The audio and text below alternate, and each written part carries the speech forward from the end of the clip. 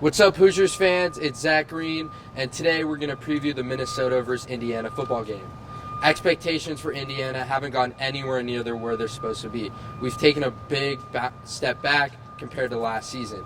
Players, fans, coaches have all been disappointed, but we still have 2 games left on the schedule, with Minnesota coming to town this weekend and Purdue next weekend. With that being said, let's see how the season ends. A lot of newcomers are going to be playing, including freshmen and sophomores who have not seen the field yet. And so, with that being said, let's get right into the video. This is Indiana, yeah, we do it big. Bossing on the Big Ten, you know what it is. Cause this is IU, you. This is IU, you. We got banners on the... Well, the story was the same this week for the Hoosiers offense. Turnovers. The first play of the game was a fumbled snap by quarterback Donovan McCulley, resulting in a touchdown for Rutgers. Jack Tuttle also saw playing time this Saturday and threw 2 interceptions before hurting his foot and going out the rest of the game. So this weekend, we'll see Donovan McCulley start again as the true freshman gets another chance to continue his development.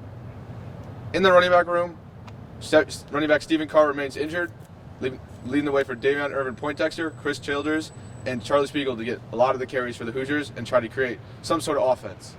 For the wide receivers, again, not making as many plays as they did last season.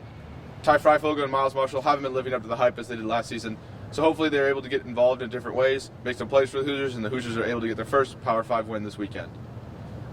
Tight end Peyton Hendershot will continue to do his thing. He's been one of the bright spots in the offense this season, having the only 100-yard receiving game of the year, so hopefully he's able to make some noise as well.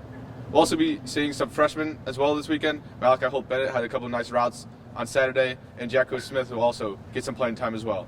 So, hopefully the Hoosiers and the offensive line will be able to figure something out this Saturday against Minnesota. The Rutgers rushing attack gave the Hoosiers all it could handle last week. They combined for over 218 yards, 5 touchdowns, and combined for 38 points offensively. Isaiah Pacheco led the way with 79 yards and 2 touchdowns. A majority of them came in the red zone after the Hoosiers turned the ball over. Captain Micah McFadden said that they could have used better execution inside the red zone. He also said that the preparation heading into the season was very questionable and that he felt players weren't as prepared as they should have been. Looking ahead, the defense will have all week to prepare for the lethal Minnesota offense. They currently rank 2nd in the Big Ten in rushing and have 2 running backs averaging over 500 yards and 5 yards per carry. They also have veteran quarterback Tanner Morgan.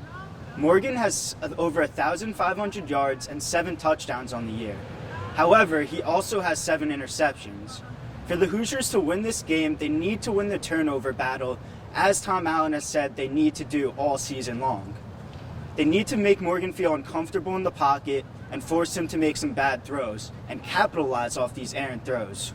If they do that this week, they could have a good shot of beating a team who has lost 2 straight in a row.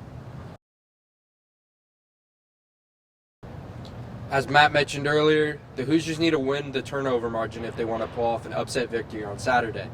So far on the season, the Hoosiers have not won the turnover margin, and it's really hurt them. Another key is that they need to protect freshman quarterback Donovan McCulley. This past Saturday, McCulley often scrambled almost every single play, and he found it very hard to hit his receivers. The last key is they need to play with some fight and some motivation. The Hoosiers have really nothing to play for going into these next 2 games. But it'll be up to the coaches to fire them up, and let's see if they do so. All right, Hoosiers fans, that's it from us. Thank you for reading along Hoosier Huddle all season long and keeping up with these videos. This is our last video of the season, so hopefully the Hoosiers pull out a victory this Saturday. And again, continue to read HoosierHuddle.com for all things pre- and post-game. And also follow them on Instagram, Twitter, and Facebook at Hoosier Huddle. Again, thank you for listening and watching these videos and reading along with the Hoosier Huddle. We really appreciate it. That's it from us. Happy Thanksgiving. Go Hoosiers.